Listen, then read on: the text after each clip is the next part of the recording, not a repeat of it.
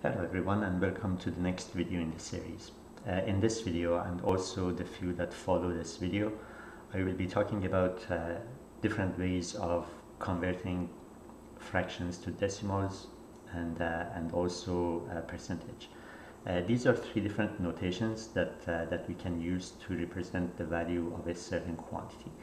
And in this video, in this particular one, I would like to give you an introduction to the topic. I would like to compare the three different notations and sort of talk about how they are related to each other.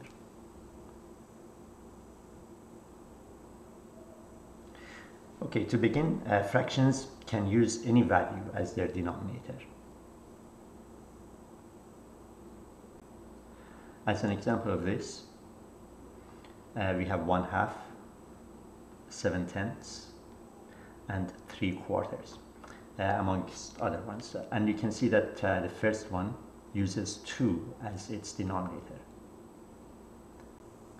while the next one, which is 7/10, uses 10 as its denominator. 3/4 uses 4. So basically any number can be used as the denominator of a fraction. And the fraction, as you know by now, they represent part of a whole. So 1/2 means we divide 1 into 2 parts and take 1 piece.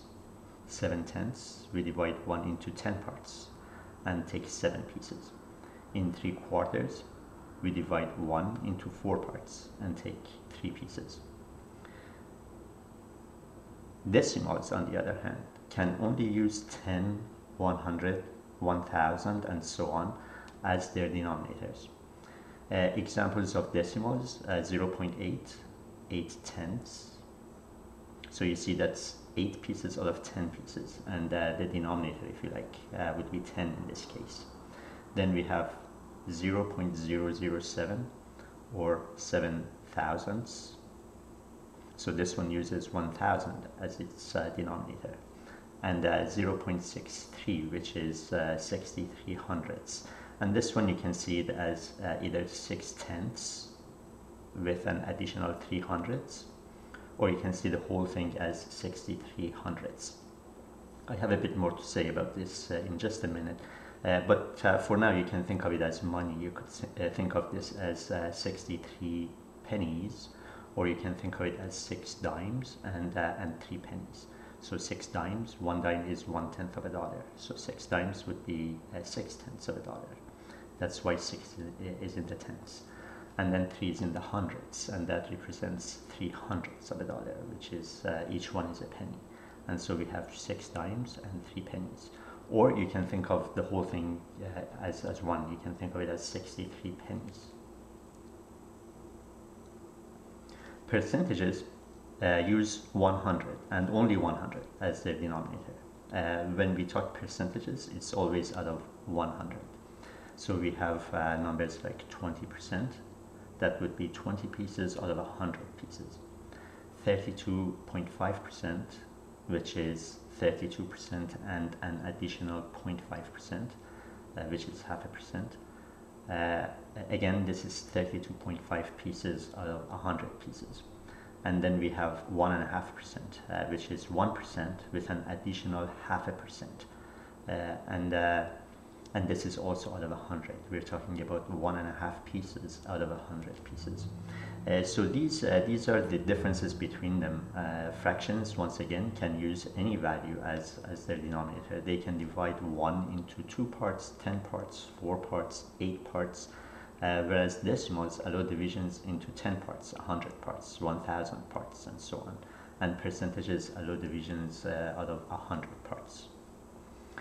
All right, now to show you in terms of how it is that all three can be used to represent the value of the same quantity.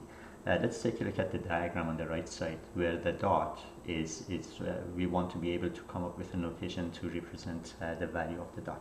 Now from this end, from the left end of the line, that's your 0, and all the way to the right end, that would be a 1.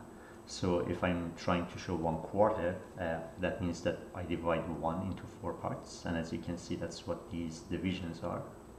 I now have 4 parts, 1, 2, 3, and 4. and then we take one part, which brings us to this point. So that's one way to represent the value that that point represents, 1/4 of 1. In the case of decimals, we cannot divide into 4 parts. As I mentioned right now, decimals allow divisions into 10 parts, 100 parts, 1000 parts, and so on. So we can arrive at the same point if we take 2/10, that would be 2/10 of 1. So we divide 1 into 10 parts, and those are these larger divisions, here, here, here, and so on. That divides 1 into 10 parts, and then we take 2 of them. That's 1, and this is 2.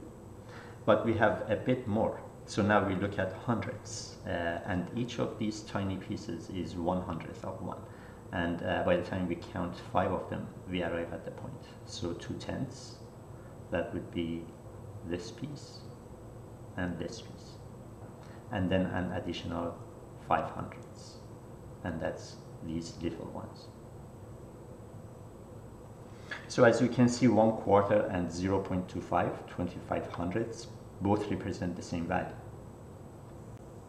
Both of them bring us to this point. So if I'm talking about the length of this piece, I can refer to it as 1/4 of 1, or I can refer to it as 25/100ths of 1, or 2/10 of 1 and an additional 5/10 of 1. But I could also think of it as 25/100ths, as I just gave you an example with money over here.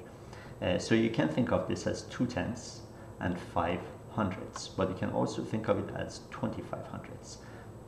There are 10/100ths here, another 10 over here, that's 20/100ths, and then we have an additional 5. So you can think of it as 2/10 and 5/100ths, or a totality of 25/100ths if you just use hundreds. Another notation that we use for that same point to indicate that we're talking about this thing out of 100 is percentage. So when we put down 25%, it basically means 25/100ths, 25 pieces out of 100 pieces. And all of them relate to a section or a piece of 1. Okay, so this is how the 3 of them differ, in the sense that they use, some of them can use any base, and some of them have limitations on what bases can be used. With that in mind, we're going to end this video, and then in the next one I will be telling you about how we convert between them. Now let me actually, just before I go, let me just zoom in a bit into this area. Keep in mind that from here to here it will be a 1, and this is 1/4, this one will be your half. And now in the next image, now this is a zoomed in version of that. You see we have 1/4, that's 1 piece out of 4 pieces. And then here's the 0.25 I was talking about. So this is 1/10, 2/10, and then each of these tiny divisions is 100th. 1, 2, 3, that one, 4, and 5. So we have 2/10 and 5/100ths. Or we can think of it as 25/100ths. That's 1/100th, 2/100ths, and then by the time I get to here, that would be 10/100ths, 11/100ths, 12/100ths. By the time I get to here, that's 20/100ths, then 21/100ths, 22, 23, 24, and 25/100ths. So we get 25/100ths, or 25%. Okay everyone, thank you so much for watching this short video, and in the next video, starting with the next video, I will be telling you about how we can go from one notation to another.